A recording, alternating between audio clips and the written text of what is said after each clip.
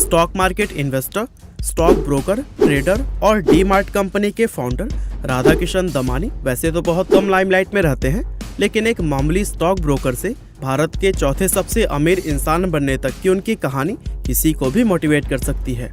वैसे स्कैम 1992 के जरिए आप लोगों ने तो हर्षद मेहता के बारे में जान लिया, लेकिन क्या आपको पता है इसी वेब सीरीज के अंदर ही माहेश्वरी नाम का किरदार राधाकिशन दमानी पर ही था। दरअसल एक छोटे से किराए के मकान से किस तरह राधाकिशन दमानी आज भारत के सबसे अमीर इंसानों में से एक बने, आज के इस वीडियो में हम यही जानेंगे।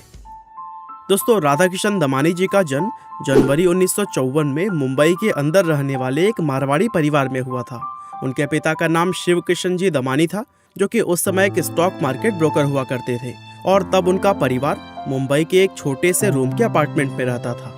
इसके अलावा परिवार में उनके एक भाई गोपी किशन दमानी भी थे, जो कि उम्र में राधाकिशन दमानी जी से बड़े थे। राधाकिशन दमानी जी ने अपने स्कूल की पढ़ाई मुंबई से ही की और फिर उसके बाद बीकॉम की पढ़ाई के लिए यूनिवर्सिटी ऑफ मुंबई में एडमिशन ले लिया। अब यूँ तो वह पढ़ाई में बहुत अच्छे थे, लेकिन थे तो वह भी एक मारवाड़ी ही, और इसीलिए वह पढ़ाई जल्द छोड़कर अपना खुद का बिजनेस शुरू करना चाहते थे। और फिर आखिरकार उन्होंने 1 साल पढ़ाई करने के बाद से कॉलेज छोड़ दिया और खुद का एक छोटा सा बिजनेस शुरू किया। उन्होंने अपने करियर की शुरुआत बॉल बेयरिंग के एक बिजनेस से की थी और उस समय तक उनका स्टॉक मार्केट में जाने का दूर दूर तक कोई भी इरादा नहीं था। हालांकि राधाकिशन दमानी जी अभी अपने बिजनेस की नींव ही तैयार कर रहे थे, तभी अचानक उनके पिता शिव किशन जी दमानी का देहांत हो गया और पिता के इस तरह अचानक गुजर जाने का उनको बहुत गहरा सदमा पहुंचा। और चूंकि उनका बिजनेस अभी तक ठीक से जम भी नहीं पाया था, इसीलिए पिता के बिना उनकी आर्थिक स्थिति खराब होने लगी, जिसके बाद से मजबूरी में दमानी जी को अपना बिजनेस बंद करके स्टॉक मार्केट में एक ब्रोकर के तौर पर घुसना पड़ा। और चूंकि उनके बड़े भाई स्टॉक मार्केट में पहले से ही एक ब्रोकर के रूप में काम कर रहे थे, इसीलिए उन्होंने अपने भाई को ज्वाइन कर लिया। हालांकि 27 से 28 साल की उम्र तक उन्हें मार्केट की कोई भी अच्छी नॉलेज नहीं थी, लेकिन अगले कुछ साल मार्केट को अच्छे से समझने के बाद उनका नाम भी उस समय के टॉप ब्रोकर्स में शुमार किया जाने लगा। हालांकि कुछ साल इसी तरह से एक स्टॉक ब्रोकर के तौर पर काम करने के बाद उन्हें यह समझ आ गया था कि कुछ बड़ा करने के लिए उन्हें सिर्फ एक ब्रोकर ही नहीं बल्कि एक इन्वेस्टर भी बनना पड़ेगा। और फिर ये विचार मन में आने के बाद उन्होंने इन्वेस्टिंग के गुण सीखने भी शुरू कर दिए। और दोस्तों, जिस समय स्टॉक मार्केट में उन्होंने अपनी लाइफ का पहला इन्वेस्टमेंट किया था, तब उनकी उम्र 32 साल थी। हालांकि सभी लोगों की तरह ही उन्हें भी शुरुआत में नुकसान झेलना पड़ा, लेकिन फिर आगे लगातार सीखने के बाद उनकी गिनती one of the best investors में भी की जाने लगी। वैसे आगे इस वीडियो में हम मनु मानेक और हर्षद मेहता की एंट्री होते हुए भी देखेंगे, लेकिन उससे पहले अगर आपकी उम्र 25 साल से कम है और अगर आप शेयर मार्केट में इन्वेस्ट करना चाहते हैं, तो फिर 5 पैसा आपके लिए एक जबरदस्त ऑफर लेकर आया है। आप अपना डीमैट अकाउंट 5 पैसा के साथ बिल्कुल फ्री में ओपन कर सकते हैं। साथ ही आपके लिए 0 ब्रोकरेज होगा, डिलीवरी हो या फिर इंट्राडे। यहाँ पर आपको AMC यानी कि एनुअल मेंटेनेंस चार्जेस भी नहीं देने होंगे, जो कि अगर आप अदर किसी ब्रोकर के साथ जाते हैं तो फिर ये 300 से 1000 रुपये तक का हो सकता है।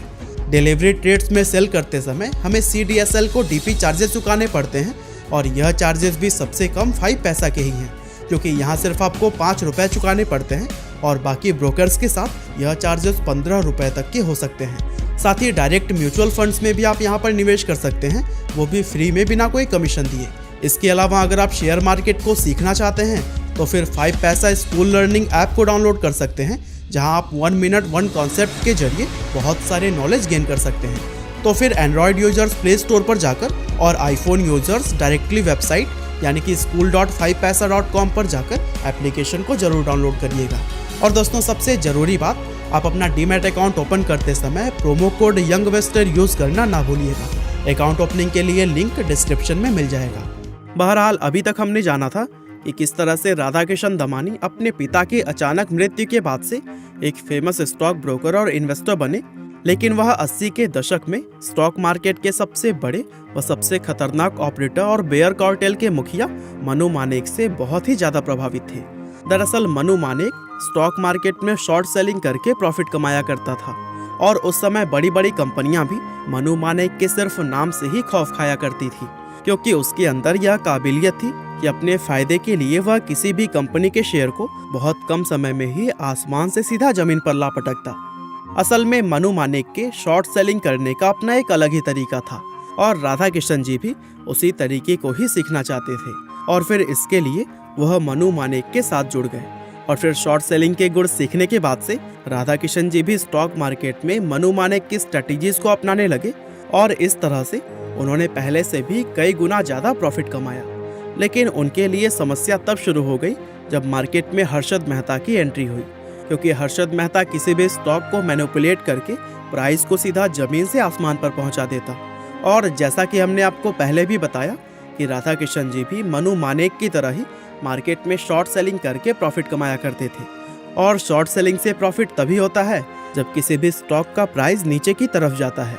ऐसे में जब हर्षद मेहता मार्केट को मैनिपुलेट करके किसी भी स्टॉक के प्राइस को बढ़ाता था तो फिर इससे राधा किशन जी को बहुत ही ज़्यादा नुकसान होता था।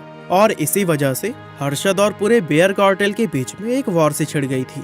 और उस समय बेयर कार्टेल में राधा किशन दमानी जी के अलावा राकेश झुंझुनवाला और राजू चार्टिस्ट भी शामिल थे। और इन 3 लोगों के ग्रुप को उस समय 3 Rs के नाम से जाना जाता था। राधा किशन जी के बेयर कार्टेल और हर्षद मेहता के बुल कार्टेल के बीच ये जंग कई सालों तक चलती रही और इस लड़ाई में कभी हर्षद की जीत होती तो कभी दमानी की। और फिर आखिरकार कई साल तक ये उठापटक चलने के बाद से इस लड़ाई का अंत 1992 में तब हुआ जब हर्षद मेहता स्कैम दुनिया के सामने आया। और इस स्कैम के सामने आने पर ही इस लड़ाई में दमानी जी और उनके बेयर कार्टेल की जीत हो गई, जिसके चलते मार्केट के अंदर राधा किशन दमानी जी का दबदबा और भी ज़्यादा बढ़ चुका था। और दोस्तों, जिस तरह से दमानी जी ने मनु मानेक को अपना गुरु माना था, ठीक वैसे ही राकेश झुंझुनवाला भी उन्हें अपना गुरु मानते थे। वैसे हम आपको बता दें कि इस समय राकेश झुंझुनवाला भारत के सबसे बड़े और सबसे फेमस बिजनेसमैन में शुमार किए जाते हैं। और इतना ही नहीं, लोग तो उन्हें भारत का वॉरेन बफे कहकर बुलाते हैं। लेकिन इसके बावजूद आज भी वह राधा किशन दमानी जी को ही अपना गुरु मानते हैं।